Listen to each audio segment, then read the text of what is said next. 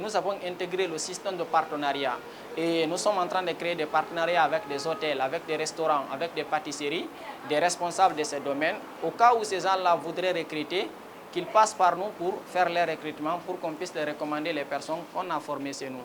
Et ils se rendent compte, une fois qu'on les fournit des personnes, voilà, ils voient réellement c'est de la qualité et ça nous rassure encore à plus d'un titre de ce que nous faisons.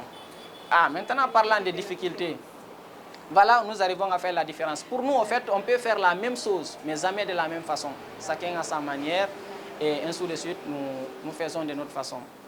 Maintenant, parlant des difficultés, il y en a plein de la création jusqu'à maintenant et ça ne finit pas, au fait, par rapport aux difficultés. Comme je le dis souvent, si vous voulez, c'est nous vivons dans un environnement très hostile à l'entrepreneuriat. C'est très difficile parce que les conditions ne sont pas, si vous voulez, favorables par rapport au développement entrepreneurial, ce qui fait qu'il faut être très tenace pour pouvoir.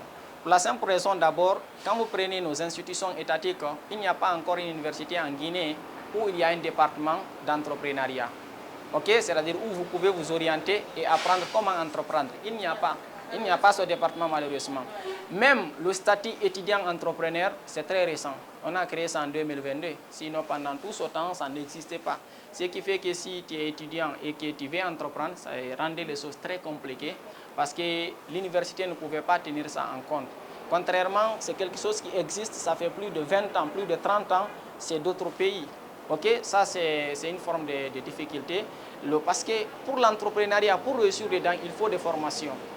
Et s'il n'y a pas réellement de formations offertes, accessibles, si vous voulez, ça va rendre les choses très difficiles, très compliquées. Et nous, on a été confrontés à ça, mais on a fait face. On a dit que ce n'est pas du tout impossible. Quand je prends, lorsqu'on s'est lancé dans ce domaine dans les années 2016, okay, presque beaucoup de centres n'existaient pas en Guinée ici, surtout à Conakry, qui évoluait dans le domaine de la formation. Okay?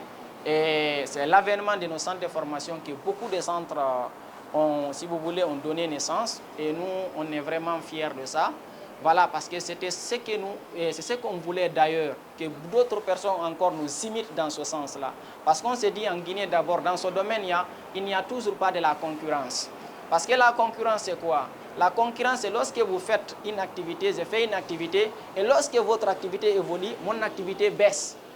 Mais imaginez, s'il y a 10 000 personnes à former, et mon centre ne peut former que 1 000 personnes, donc il y a 9 000 encore besoins que je ne peux pas satisfaire. Si quelqu'un ouvre à côté pour former encore 1 000 personnes, ce n'est pas de la concurrence.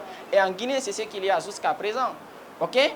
Donc le besoin est toujours plus élevé, c'est-à-dire plus élevé par rapport à l'offre.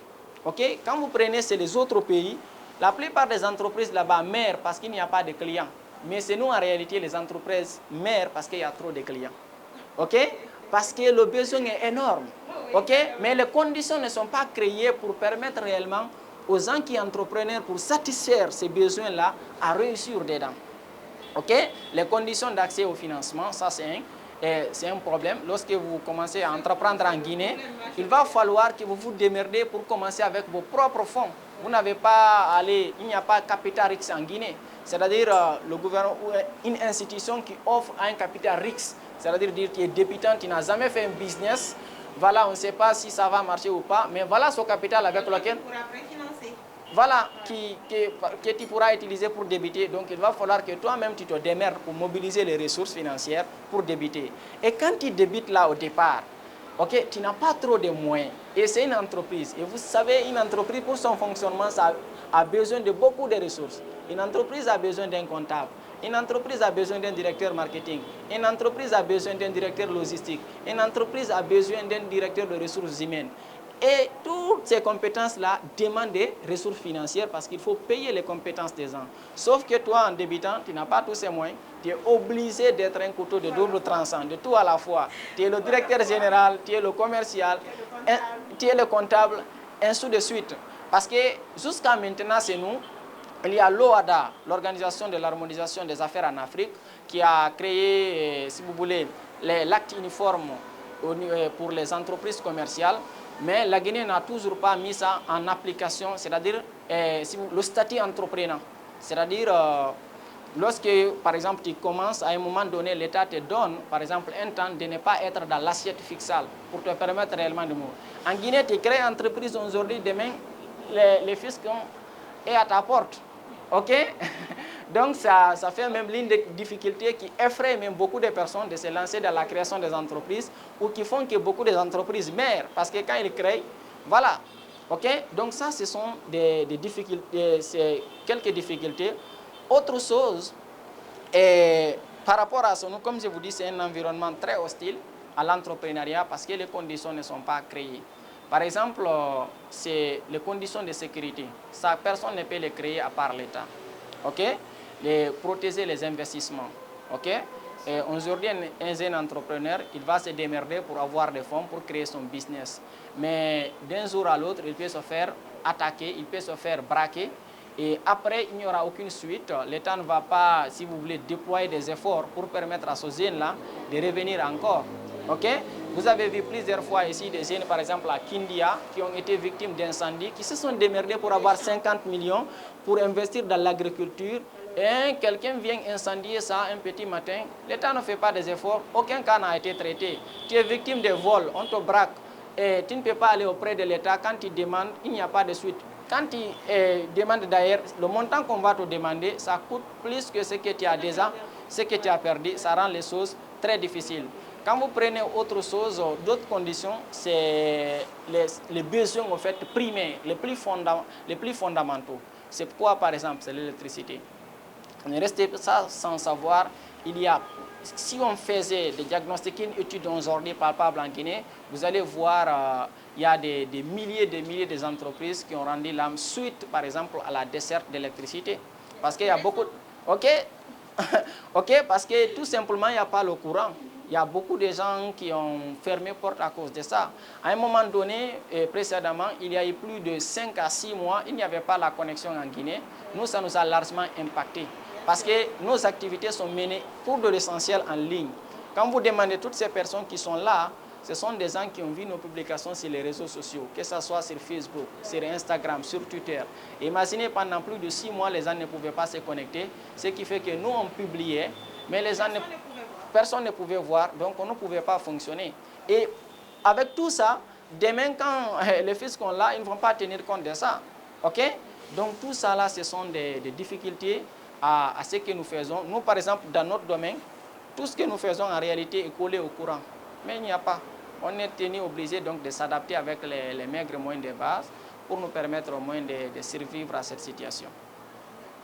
Et l'autre question, avant qu'on passe à la phase de l'étape, c'est de savoir, parlons toujours des difficultés liées aux matières premières, les besoins de farine, les besoins des œufs, de la pomme de terre, et tout ce qui s'ensuit, tout ce qui va dans la restauration et tout ce qui va aussi dans le métier de la saponification, pâtisserie et tout ce qui s'ensuit.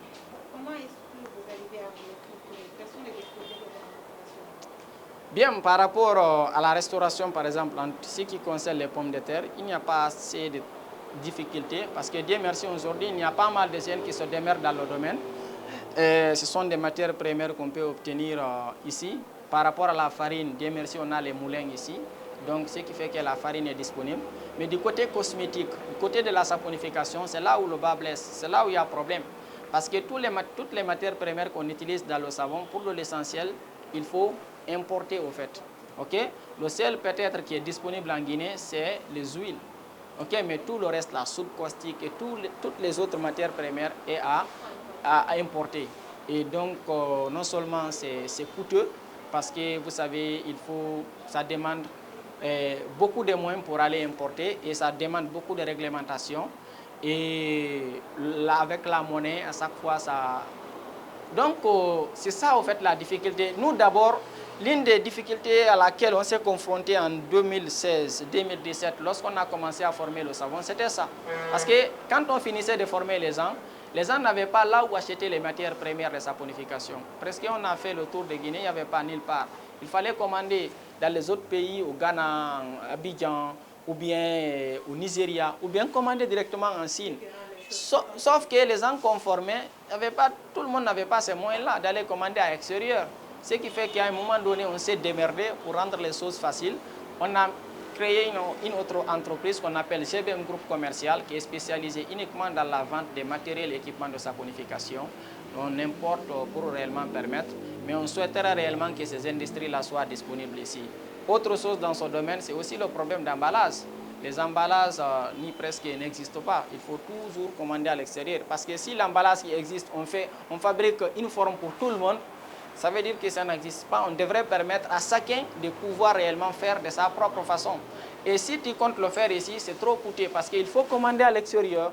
Ou bien les entreprises qui existent, quand tu pars, c'est que c'est presque n'est pas possible. Okay? Parce que les conditions qu'on va mettre en place, qu'on va te demander, c'est qu'un jeune débutant n'a pas les moyens de ça. Alors, on va passer à la table avec... Oui, mais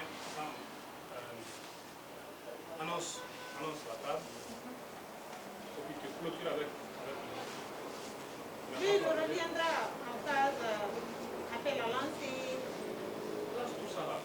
Ok, On va finir le problème. d'accord. Au montage, on va voir comment on va...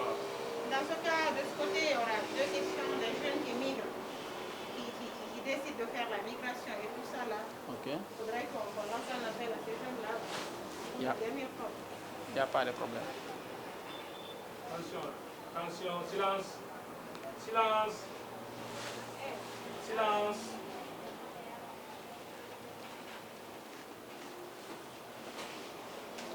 Et cette question pour finir avec vous, M.